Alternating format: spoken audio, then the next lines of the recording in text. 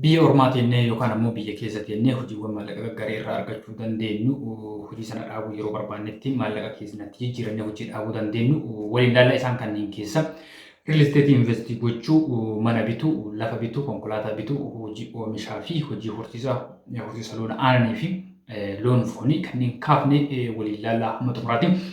Video kana keessa loon horsiisuu yoo barbaanne yookaan immoo qotuu yoo barbaanne real estate irratti bal'inaan invest gochuu barbaanne yookaan immoo mana real estate dhaan ijaarame bituu yoo barbaanne mana binnee gurguruu yoo barbaanne binnee keessa jiraachuu barbaanne konkolaataa binnee gurguruu barbaanne binnee kireessuu yoo barbaanne lafa qotuu yoo barbaanne midhaan binnee kaa'uu barbaanne binnee gurguruu yoo barbaanne maallaqa hagam nu gaafata akkamitti hojjechuu dandeenya hanga yoomitti hojjechuu dandeenya waan jiru waliin kaafnee ilaalla jechuudha.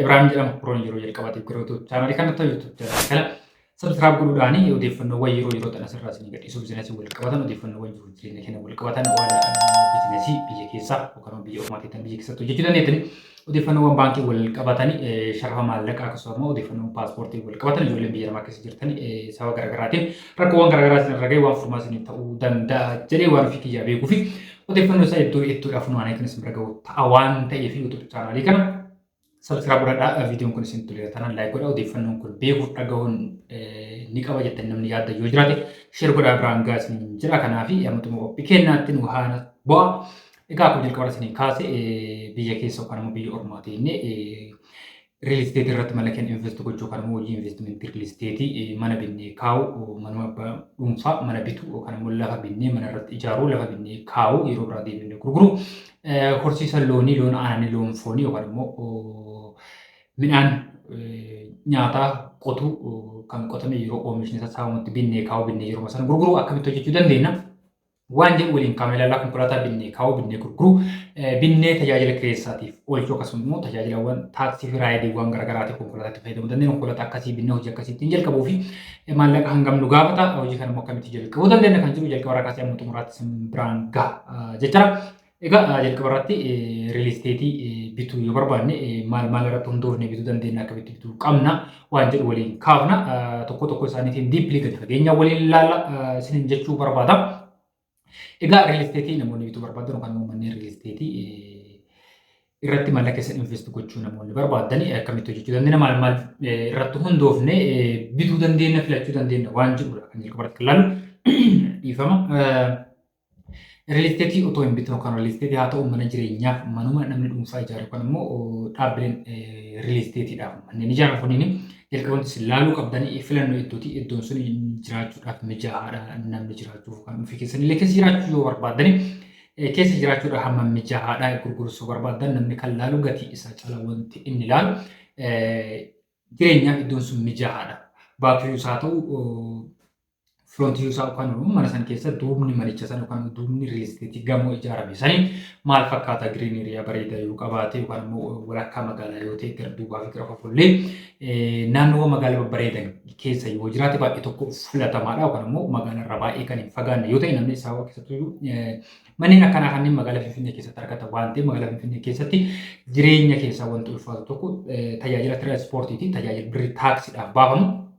Kanaaf gara fuula dura gurgurtee dhiisuu dandeettu waan ta'eef maallaqa mana kanarratti invest yoo goote walakkaa irratti kaffaluu dadhabdee gurguruu dandeetta yookaan immoo mana biraa qabaattee iddoo biraa jiraattee iddoo kana jiraachuu hin barbaanne gurgurtee dhiisuu dandeetta namni sirraa bitu immoo haala mijaa'aa iddoo kana ilaale magaalaa irraa baay'ee kan hin fagaanne ta'uu isaa ilaale naannoon sun jiraachuuf mijataa kan ta'u kan bareedu ta'uu isaa ilaale sirraa bita waan ta'eef jalqaba irratti isin gochuu qabdani kana irratti hundooftanii naannoon sun mijaa'aadha mijaa'aa miti bareedina qaba magaalaa irraa hammam fagaata waajjira adda baaftanii beekuu qabdani.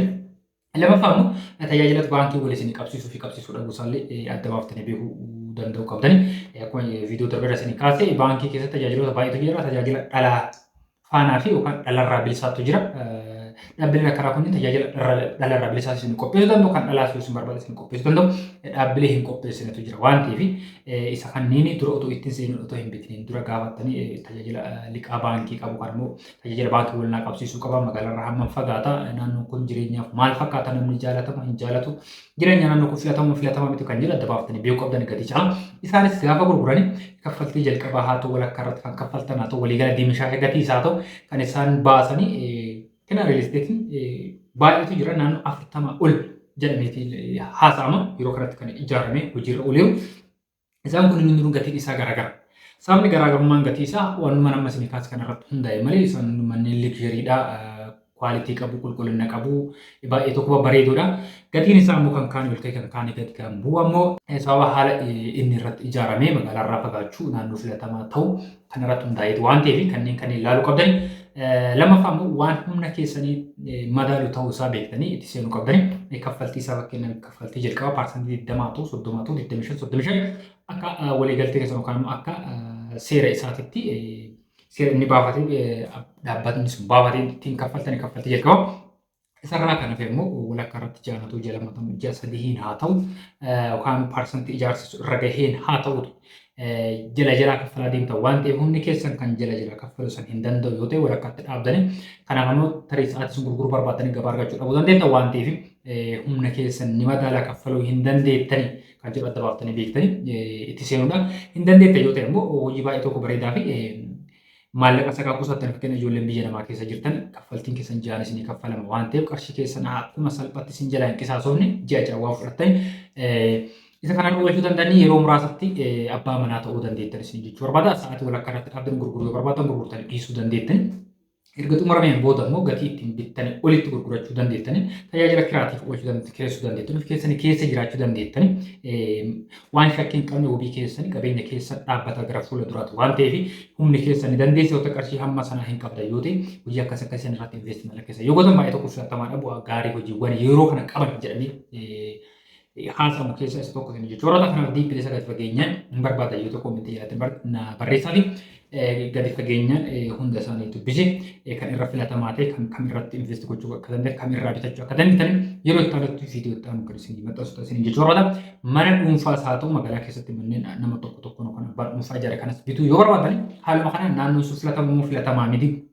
Tajaajila adda baaftanii beekuu qabdanii tarii ofii keessanii keessa jiraachuufis hin beekamu gara fuulduraatti biizineesii biraa keessa yoo jiraattan biizineesii isin harka dhaabachuu danda'a ol guddisuu dandeettanii gaafa san maallaqa biraa lafaa yoo hin qabaanne mana yookaan immoo lafa bittan kana gurgurtaniiti hojii keessa seenuu dandeetta waan ta'eef gaafa gurguruu barbaadde salphumatti kan sirraa gurguramu gatii olaanaa kan sii baasu ta'uu qaba. Kun immoo naannoo inni itti ijaarametu murteessaadha. Magaalaa irraa kan fagaatu ta'e magaalaa keessatti yoo ta'e kutaa magaalaa garaagaraa irratti gatiin inni itti gurguramu garaagara.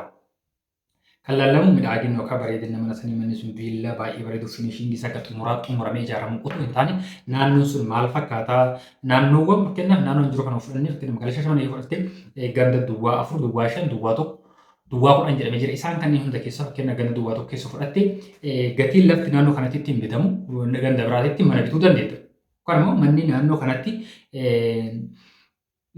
manni naannoo biraatti miliyoona 10 bitamu naannoo kana bitamu miliyoona 20 bitamu dhabuu danda'a. Kanaaf gandi inni keessa jiru kan naannoo inni keessa jiru filatamaadha.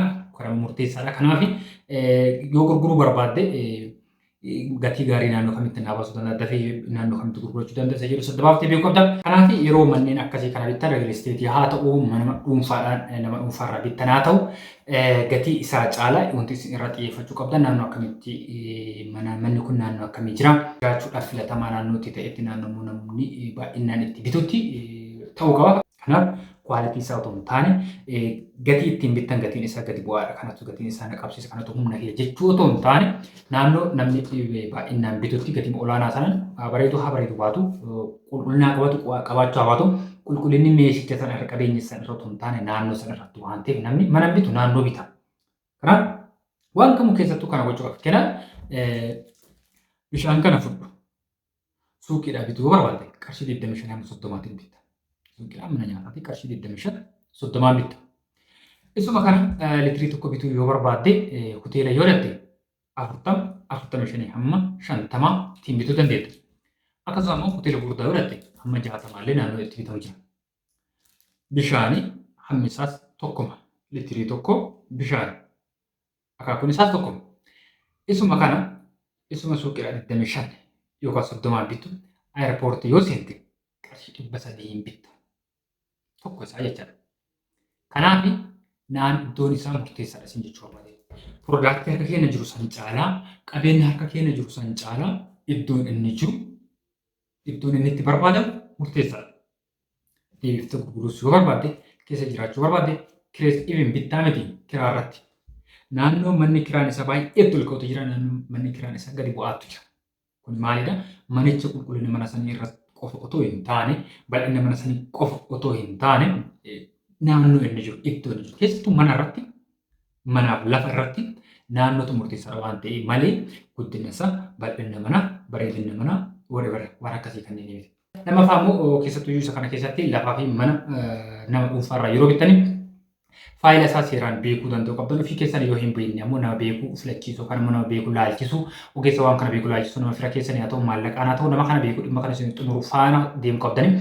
Maaliif manichi sun idaa qabaachuu danda'a, liqaa baankii qabaachuu danda'a, gibira mootummaa qabaachuu danda'a, abbummaan isaa kan namarraa ta'uu danda'a, bakka abbummaan abbaan sun fudhatee si gurguruu danda'a. Gaafa kana ammoo manicha kana gaafa bitte idaa manni kun qabu gibira mootummaa haa ta'u, liqaa baankii haa ta'u, tajaajiloota biraa idaa biraa ofirraa yoo qabaate situ kaffala waan ta'eef kanarraa bilisa ta'uu isaa waajjiroota hunda dhattee nama si xumura, nama sitti nama beeku faana xumurachuu qabdan. Yeroo kana wantoota akkasii kanaan namoonni wal gowwoomsaa, wantoota akkasii kanneen kisaara keessa wal seensaa jira waan ta'eef wantoota akkasii kanneen ilaaluu qabdan. Isa kanas viidiyoo ta'an irratti gadi fageenyaan tokko isaatiitti odeeffannoo isaa funaanii waan ofii kiyyaa beekuu fi dhagahe irraa walitti qabee kan isin biraan goota isin jechuu barbaada.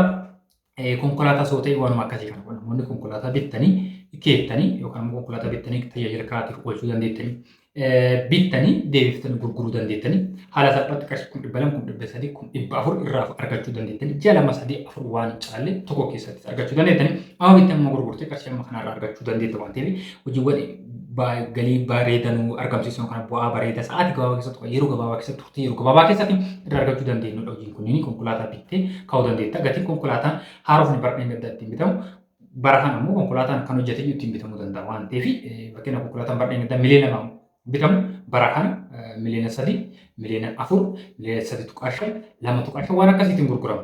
Kana jechuun turtii waggaa tokko keessatti miliyoona tokko wayii irraa fuudhuu dandeettu yookaan irraa argachuu dandeetta waan ta'eef konkolaataa irrattis maallaqa keessan investii goota konkolaataa bittanii ofii keessan itti fayyadama.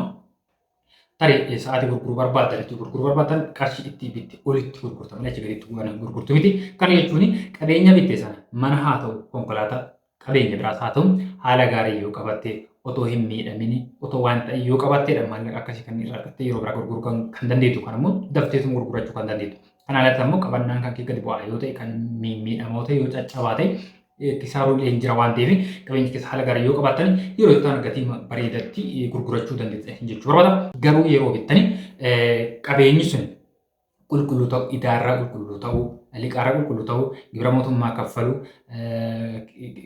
himannaawwan garaagaraa fakkeenya konkolaatota himannaawwan garaagaraa qabaachuu danda'a. Isa kanneen qulqulluu ta'uu isaa adda baaftanii ofii keessan illee hin beekne nama wantoota akkasii kanneen beeku irra ragaan walirraa bittan itti wal jijjiirtan qulqulluu ta'uu feekii ta'uu isaa nama beeku waliyyuu xumuratan ala kisaaraa biraa keessa hin dandeetta waan ta'eef wantoota kanneen yeroo gootan of eeggannoodhaan godhaa isin jechuu barbaada. Ittaan seenaanii hojii oomishaati. Oomisha midhaan nyaataa lafa bittanii ofii keessanii qotuu kanas hin gochuu hojjettan ammoo sa'aatii oomishni sassaabamutti bittanii kaahuu yeroo keettanii yeroo itti aanutti ammoo deebiftanii gurguruu bittanii yeroo masandi gurguruu hojii akkasii kanneen irratti yoo hirmaattan maallaqa bareedaa irraa argachuu dandeettanii maallaqa salphaadhaan jalqabuu dandeettanii maallaqni ittiin jalqabdu murteessan yookaan immoo dhaabbataa miti 200, 3, 4 yoo qabaate jalqabuu dandeettan hamma humna kan keetiin akka jalqabaa isin kaase hamma qarshii qabduutiin bittee keettee yeroo itti gurguruu dandeetta. Qonna irrattis kan hirmaattu yoo ta'e hamma humni kan keessi dandeessuun hamma maallaqa qabduutiin qonna irratti hirmaachuu dandeetta isin jechuudha. Kana hogootan ammoo naannoowwan oomishni itti bu'aa qabutti fakkeenya naannoo hunda Oromiyaa keessa fudhatte naannoo hundatti oomishni wal fakkaataa miti. Naannoo oomishni gahaa argamutu jira, naannoo oomishni gahaa hin argamnetu jira. Kanaaf lammaffaa immoo oomishuudhaaf naannootti filatamu fakkeenyaaf naannoowwan tiraakteriin qotuu danda'u yeroo dhahamu yookaan immoo yeroo haamamu naannoowwan kombaayineriin haamuu danda'u yoo ta'e alatti isaan gaariin yookaan immoo humna namaatiin oomishuudhaaf baay'ee rakkisa keessattuu yeroo kana waan ta'eef tarii biyya keessa jiraachuu dhabuu dandeetta. Naannoo san jiraachuu dhabuu dandeetta. Naannoo san yoo jiraatte galii achirraa argattuu fi baay'ee bu'a qabeessa ta'uu dhabuu dandeetta waan ta'eef naannoo filatamaa akkasii sanniin adda baaftanii beektanii hojjechuu qabdan. Isa kanas yeroo itti aanutti maallaqa hammamii hojjechuu dandeettani maallaqa sana immoo akkamitti hojjechuu dandeettani qotuu yoo barbaaddani yookaan immoo yeroo oomishni sassaabamutti bituu yoo barbaaddani kan jedhuu fi waqtii akkamii bituu qabdanii yookaan immoo waqtii akkamii deebistanii gurguruu akka qabdani kanas gadi fageenya yeroo itti aanu irratti kan waliin ilaalu ta'a. Maaliif mata dureewwan baay'ee iddoo tokkotti walitti qabee kan isin biraan gahaa jiru isa kana gadi fageenyaan gaafa tokko isin ibsa ta'e sa'aatii dheeraa fudhata waan ta'eef viidiyoowwan itti aanu irratti tokko isaatiin qarshii hammamiin jalqabuu dandeettanii naannoo akkamitti jalqabuu dandeettanii naannoo akkamii yeroo akkamii bituu qabdan yeroo akkamii immoo deebistanii gurguruu qabdan kan jedhu kan waliin ilaallu ta'a isin jechuu barbaada. Isa kanaan kana wajjin inni ta'an immoo horsiisa loon kanaananiitii fi kan fooniiti. Isa kanas immoo horii akkamii bituu qaba kan foonii yoo ta'e horii akkamiitu na baasa horii akkamiitu galii gaarii argachuu danda'a qarshii hammam na gaafata jedhu kanas jala baafte ogeessa waa'ee kana beeku namoota hojii kana irratti hirmaatan isaan alatti immoo anis yeroo itti aanu kana duras isin biraan ga'ee jira waan ta'eef viidiyoo itti aanu irratti illee kan isin biraan ga'uta odeeffannoo isaa eegasa saabtanii hojii akkasii kana keessa hin dandeettan hojiileen akkanaa kunniin kan jalqaba kaasee hanga amma isin biraan ga'aa ture gosa hojii jaha ta'an kunniin sa'aatii dhaabuu barbaaddeef gurgurtee yookaan immoo nama biraatiif dabarsitee haala salphaatti hojii biraa keessa seenuu dandeettan. Lammaffaa immoo hojiilee nama isin kaase kanneen hojjetan hojii biraas hojjechuu dandeettu. Hojii kanneen akka hojii dabalataa hojii mootummaa keessa haa jiraattu, hojii biraa keessa haa jiraadhu, hojii mootummaa keessa hojii kamuu gosa hojii kamuu keessa jiraadhu hojii kanneen immoo akka hojii dabalataatti hojii hojjechuu dandeettanidha isin jechuudha.